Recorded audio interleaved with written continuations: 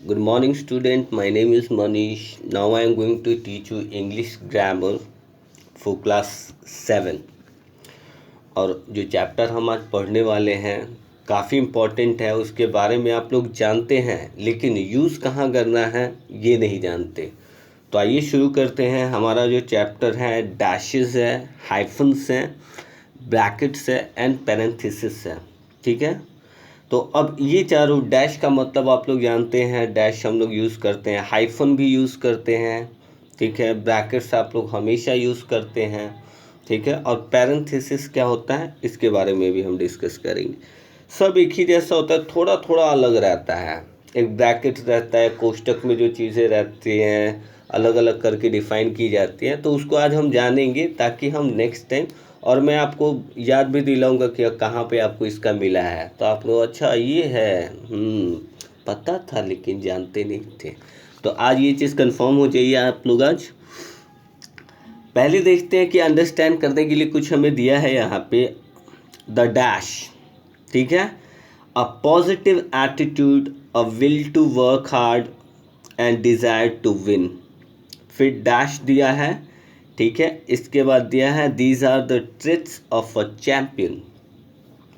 अब यहाँ पे जो सेंटेंस दिया है आपको बस इतना ही याद रखना है कि इससे कुछ लेना देना नहीं है डैश से, सिर्फ देना क्या है बीच में जो डैश दिया हुआ है। अब मैं उसका मतलब समझाऊंगा एक एक करके। अभी जब भी लेट्स लर्न करेंगे ना तो उस समय मैं उठाऊंगा वहाँ से, जैसे जैसे आएगा तो वो सेंटेंस पर। दूसरा है द फाइनल प्ले, उसके बाद डैश है ऑफ गेम, फिर डैश है। ठीक है, the best game of the year was played on the home ground, they were determine to achieve a goal, victory. ठीक है, hyphen, a well-known person needs no introduction. A 21-year-old has a lot to think about. She will recreate the masterpiece painting. इसके बाद brackets के बारे में जानेंगे, this explorer. और देखिएगा ब्रैकेट्स एक्चुअली हम लोग एक देते हैं, मतलब 3 तरह का ब्रैकेट आप लोग यूज़ करते हैं। मैथमेटिक्स में आप लोगों ने देखा होगा, वो ब्रैकेट्स बोला जाता है। ठीक है, बड़ा ब्रैकेट, छोटा ब्रैकेट, ये आप लोग यहाँ पे भी दिया हुआ है। ठीक है, started a settlement in the city. इसके बाद पैरेंथेसिस है, ये क्या कहता है, the neighbourhood was located on the park. The neighbourhood, a very tidy little area, was located on the park. ध्यान से देखिएगा, सेंटेंस बहुत ही इंपॉर्टेंट है। Before living for your trip you should check your luggage. B है, make sure you have your tickets and passport. And C, confirm the time of your flight. इसके बाद है the Ellipsis, the teacher said please empty your desk because the inspectors will be coming dash dash dash, मतलब point point point before. ठीक है, next Friday. अब जानेंगे इन सब के बारे में कि ये सारा चीज़ है क्या। कुछ तो आपको पॉइंट मिल ही गया होगा, फिर भी मैं बताता हूँ। Let's learn. अब डैश के बारे में सबसे पहले देखेंगे, डैश का क्या यूज है। Use a dash to separate a series at the beginning of a sentence from the explanatory section of the sentence. ठीक है, अब ये कह रहा है कि ये क्या करता है, सेपरेट करता है सीरीज को। सीरीज का मतलब क्या होता है, श्रृंखला। ठीक है, eight the beginning of a sentence, यानी वाक्यों को जहाँ से शुरू करते हैं उसमें अलग अलग करता है सीरीज को। अब कैसे अलग करता है, ठीक है, और अलग करके उसके बारे में समझाता भी है कैसे होता है वो। अ पॉजिटिव एटीट्यूड, फिर कॉमा दिया है, अलग किया है, फिर उसके बाद a will to work hard, फिर उसके बाद and the desire to win, उसके बाद दे के वहाँ पे क्या किया, हाइफन, आगे बढ़ा है, these are the traits of a champion.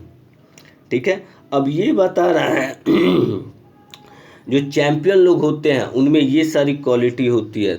Positive attitude होता है, वर्क हार्ड होता है, और कॉमा, तो यहाँ पे सीरीज को अलग कर रहा है बाबू। ध्यान से देखिएगा, ये सारा क्या कर रहा है, सीरीज को अलग कर रहा है। ठीक है, the final play of game. ठीक है, the game best of the year was play on home ground. देखिएगा, द फाइनल प्ले ये अलग किया, सीरीज अलग कर रहा है, श्रृंखला अलग अलग कर रहा है, of game, the game of the best game of the year was play on the home ground, यानी कोई फाइनल गेम है जो वहाँ के होम ग्राउंड पे हुआ है, ठीक है, मतलब वहाँ का उसका अपना अपना जगह है, ठीक है, जहाँ पे ये फाइनल कराया गया है। They were determine to achieve a goal victory.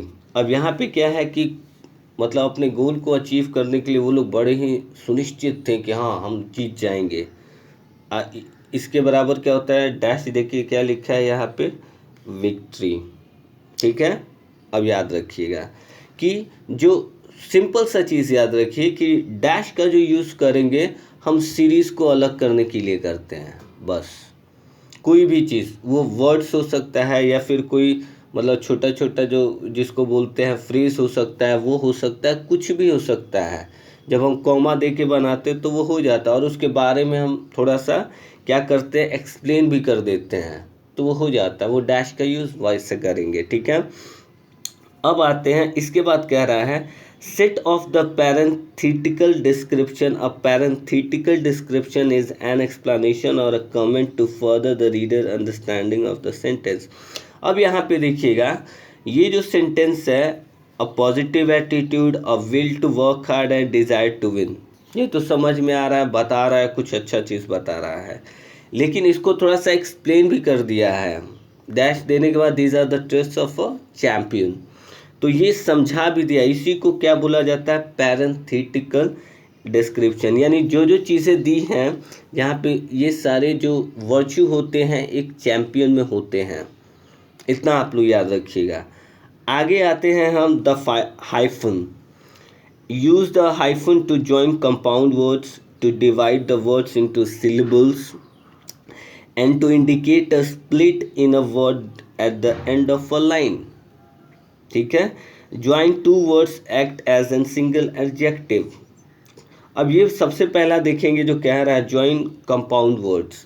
अब यहाँ पे देखेंगे जो यहाँ पे दिया है वेल नोन, ठीक है, 21 ईयर ओल्ड, बीच में एक दिया हुआ है हाइफन टाइप का, डैश टाइप का दिया है, देखेंगे आप ध्यान से, ठीक है। रिक्रिएट, यानी ये दो वर्ड को जोड़ता है। जैसे प्रीफिक्स में आप लोग लगाते हैं ना, सफिक्स प्रीफिक्स यूज़ करते हैं, तो उसमें पहले कुछ ऐड करते हैं तो बीच में एक डैश दे देते हैं, ठीक है, तो ये दो वर्ड को जोड़ता है, ठीक है। आगे हम समझेंगे divide the words into syllables. अब वर्ड को क्या करता है, रिक्रिएट। अब री के बाद थोड़ा सा डैश आ जाता है, क्रिएट। आप लोग को मैं सिंपल सा एक एग्जांपल देता हूँ, शायद आप उससे जल्दी समझेंगे। आप लोग में से डिक्शनरी कौन यूज़ करता है, यानी इंग्लिश टू इंग्लिश, हाँ, जिसमें आपको सिलेबल डिवाइड किया रहता है, वर्ड को, हर चीज़ को डिवाइड, वहाँ पे देखिएगा जहाँ पे स्ट्रेस देना रहता है वहाँ पे डिवाइड कर कर के कि उसमें कितना सिलेबल है, तो वहाँ पे देखिएगा हाइफन का यूज़ करता है। अगर आप लोग को नहीं क्लू मिल रहा है तो आपके घर में ऑक्सफोर्ड की डिक्शनरी होगी, आप उसमें खोलेंगे, किसी भी वर्ड को उठा लेंगे और बड़ा वर्ड को उठाएंगे तो आपको ज़्यादा क्लियर होगा, जो मतलब 6 7 8 8 9 मतलब वर्ड्स का होना चाहिए। उसमें आप देखेंगे बीच बीच में डैश दिया हुआ है कि वहाँ पे आपको ऐसे वो सिलेबल में डिवाइड किया जाता है, इसी को बोला जाता है। यहाँ पे भी जो वेल नोन, ठीक है, 2 सिलेबल वाला वर्ड है, ठीक है। रिक्रिएट, यहाँ पे 2 सिलेबल वाला वर्ड है, बीच में डैश दे दिया, ये थोड़ा समझने के लिए देता है बाबू। तो आप लोग इसको क्या करेंगे, ऑक्सफोर्ड की जो डिक्शनरी है उसको वहाँ पे देखेंगे, तब आपको ये हाइफन के बारे में क्यों रिक्रिएट दिया हुआ है, ठीक है, आई रिक्रिएट दिस, यानी स्ट्रेस दे रहे हैं री पे, तो आप समझ सकते हैं 2 वर्ड को ये जोड़ने में काम करता है। आगे बढ़ते हैं हम, join 2 words that act as an single adjective. कभी कभी ऐसा भी है कि 2 वर्ड को जोड़ता है जो कि एक सिंगल एडजेक्टिव का काम करता है। कौन है, वेल नोन, ठीक है। वेल नोन क्या होता है बाबू, एक एडजेक्टिव का भी काम करता है, याद रखिएगा। जब 2 वर्ड को जोड़ा जाता है तब वो बीच में हाइफन से जुड़ा हुआ हो वो, ठीक है, तो वो एडजेक्टिव जैसा काम करता है, याद रखिएगा ये चीज़। ये पॉइंट बहुत ही इम्पॉर्टेंट है, एक पॉइंट मिस नहीं होना चाहिए, ये दिमाग में रहेगा तभी आप वर्ड को पहचान पाएंगे बाबू। आगे कह रहा है connect numbers that are spelled out and connect fractions used as adjectives, not fractions used as noun. वही चीज़ कह रहा है कि यहाँ पे देखिएगा कि आपको लगेगा जब भी वो डैश लगा के यूज़ किया जाता है ना, जोड़ता है, कनेक्ट करता है, तो हम लोग को लगेगा अरे यार ये तो नाउन हम लोगों ने पढ़ा है यार, हम लोगों ने तो इसके बारे में, नाउन के बारे में जाना है। लेकिन वो जब भी कनेक्ट हो जाता है ना, कंपाउंड में दोनों मिल जाता है जब भी, तो वो एडजेक्टिव का काम करता है, ना कि नाउन का काम करता है बाबू। दिमाग में रखेंगे इस चीज़ को आप, कोई भी डाउट होगा आप तुरंत पूछेंगे, ठीक है। आगे बढ़ते हैं। Normally a hyphen is not used between a prefix और सफिक्स एंड रूट वर्ड। अब याद रखिएगा, नॉर्मली हमने देखा है कि प्रीफिक्स वगैरह लिखते हैं, जैसे होता है क्या, आप समझ जाइए कि कोई प्रीफिक्स हम बनाते हैं, ठीक है। डिसिप्लिन हुआ तो उसमें हम अगर बोल देते हैं अनुशासनहीनता, तो इनडिसिप्लिन, तो उसमें हम लोगों ने प्रीफिक्स यूज़ किया है, लेकिन उसके बीच में डैश नहीं देते हैं बाबू। याद रखिएगा ये चीज़, प्रीफिक्स में और सफिक्स में कभी भी, ठीक है, वहाँ पे हाइफन का यूज़ नहीं किया जाता है। याद रखिएगा ये चीज़ बहुत ही इंपॉर्टेंट, नहीं तो पूरा मीनिंग ही चेंज हो जाएगा उसका, दूसरा वो वर्ब हो जाएगा फिर उधर, या फिर हो सकता है एडजेक्टिव हो, पूरा हो सकता है नाउन भी हो सकता है, बहुत कुछ हो सकता है। तो इसलिए क्योंकि यहाँ पे कह रहा है कि जब डैश हाइफन बीच में होगा तब वो सिंगल काम करेगा एडजेक्टिव का, ना कि वो नाउन हो जाएगा बाबू। ये एकदम कंफर्म होके रहिए आप, ठीक है। यहाँ पे और प्रीफिक्स और सफिक्स का याद रखिएगा कि उसमें डैश लेके नहीं। हाँ, आप जब भी देखेंगे ना डिक्शनरी ऑक्सफोर्ड की, तो उसमें क्या करता है, आपको समझाने के लिए देता है, वो सिलेबल में तोड़ता है। सिलेबल जो होता है बीच बीच में वर्ड को तोड़ के मतलब हाइफन दे के, डैश दे के बताता है कि आपको यहाँ पे स्ट्रेस करके बोलना है। एक ही साथ कुछ वर्ड को ले लेगा, कुछ को दो ही वर्ड को लेता है, आप वो देखेंगे ना, ठीक है।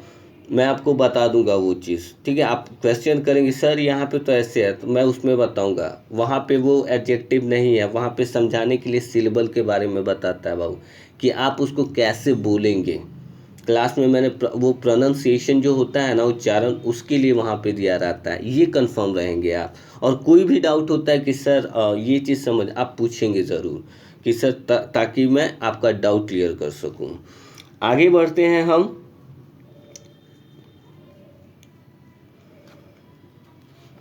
अब देखेंगे ब्रैकेट्स के बारे में। ब्रैकेट्स नॉर्मली आप लोग जानते भी होंगे, ठीक है, लेकिन आज देखते हैं ग्रामर में इसका क्या यूज़ है। Brackets are used in formal writing such as essays, periodicals, newspaper articles and journals. The purpose of the brackets is to add explanatory material into a statement being quoted. अब ध्यान दीजिएगा आप लोग, ठीक है।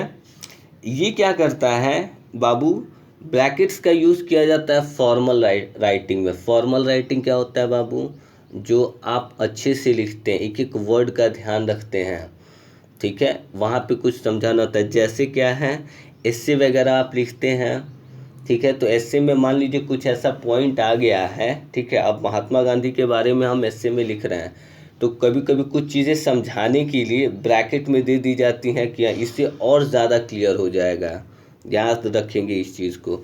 या फिर जो पीरियडिकल्स होता है, मान लीजिए कि कोई समसामयिक जो समाचार वगैरह होता है, उसमें आप लोग पढ़ेंगे, ठीक है, साप्ताहिकी जो निकलता है, जो समसामयिक निकलता है, उसमें आप लोग देखेंगे ब्रैकेट का यूज़ ज़्यादातर किया जाता है।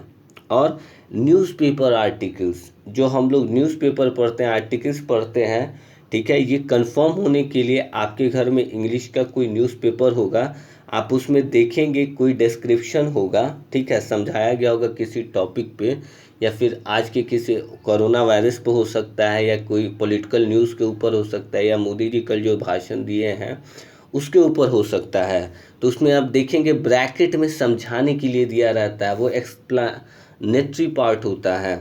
आप लोग इस चीज़ को, इस चैप्टर को समझने का है ना, सबसे अच्छा तरीका मैं आप लोग को जो बताया है, ये डैश के लिए, ये जो हाइफन के लिए बताया है कि जो सिलेबल में डिवाइड किया जाता है, आप ऑक्सफोर्ड का डिक्शनरी उठाओ, वहाँ से आप देखेंगे, ऐसे आप सीख पाएंगे। नहीं तो ये तो लिख दिया है, इसका डेफिनेशन बता दिया है कि ऐसा होता है, लेकिन इसको हमें और अच्छे से समझने के लिए वहाँ पे ऑक्सफोर्ड डिक्शनरी का यूज़ करेंगे, और ऐसे ऐसे वर्ड निकालेंगे जिसमें बीच में हाइफन लगा हो। अब वो एडजेक्टिव होगा, तो आप ये कंफर्म होते जाएंगे। ठीक है, आगे बढ़ते हैं और न्यूज़पेपर के आर्टिकल्स को आज देखेंगे आप। चाहे एस्से का बुक होगा उसमें आप देखेंगे ब्रैकेट में कुछ समझाया जाता है। ठीक है, जर्नल्स जो होते हैं, जो जर्नलिस्ट के थ्रू लिखे जाते हैं, जितने भी एक आर्टिकल रहता है उसमें भी समझाने का, देखिए कोई भी चीज़ होता है बाबू, अगर हम लिखते हैं ना दूसरों के लिए, तो वो क्या होता है, वहाँ पे आपको समझाना होता है।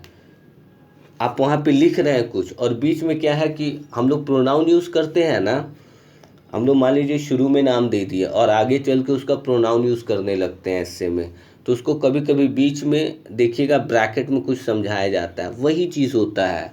अब आप ये लोग एस्से देखिए, न्यूज़पेपर आर्टिकल्स देखिए, तो और ज़्यादा से क्लियर होगा। और नहीं होता है आप लोग डाउट लिख लेंगे और सेशन में मुझसे आप पूछेंगे। आगे बढ़ते हैं हम। The parenthesis. One main difference between the use of parenthesis and the use of the dashes is that parentheses enclose secondary information while dashes are used to emphasize a statement within a sentence. ठीक है, याद रखिएगा। अब ये कह रहा है बाबू, अब पैरेंथेसिस जो होता है और डैश जो होता है, कोष्टक ही रहता है, मतलब थोड़ा सा सेम ही रहता है, लेकिन फ़र्क क्या है दोनों में। डैश जो रहता है बाबू, वो क्या करता है, वो एम्फेसाइज करता है वर्ड्स पे। अब मैं आपको एग्जांपल देता हूँ। जो डैश है देखिएगा, पॉजिटिव एटीट्यूड। ठीक है, अब पॉजिटिव एटीट्यूड जिसके पास रहेगा उसका तो थोड़ा कॉन्फिडेंट रहेगा ना। और विल टू वर्क हार्ड, आप देखिएगा, एंड डिज़ायर टू विन। ठीक है, ये देख रहे हैं कितना कॉन्फिडेंट वर्ड है ये सारा। अब वही चीज़ आते हैं हम पैरेंथेसिस में, यहाँ पे देखेंगे द नेबरहुड, उसके बाद ब्रैकेट में दिया हुआ a very tidy little area was located on the park. ये देखिएगा, फिर उसके नीचे एक एग्जांपल है, before living for your trip you should, A करके दिया है, फॉलोइंग दिया है उसका, ई करके check your luggage, B make sure you have your tickets and passport, and C confirm the time of your flight. इस पर ज़्यादा स्ट्रेस करके नहीं बोल रहा है, लेकिन ऊपर वाला सेंटेंस देखेंगे, यही सिर्फ फ़र्क है और कुछ खास फ़र्क नहीं है। कि डैश वाला जब भी यूज़ करते हैं थोड़ा एम्फेसाइज करते हैं, जोर दे के बोलते हैं, और ये जो पैरेंथेसिस यूज़ करते हैं इसमें जोर दे के नहीं बोला जाता है, सिंपली बोला जाता है। ठीक है, आगे बढ़ेंगे।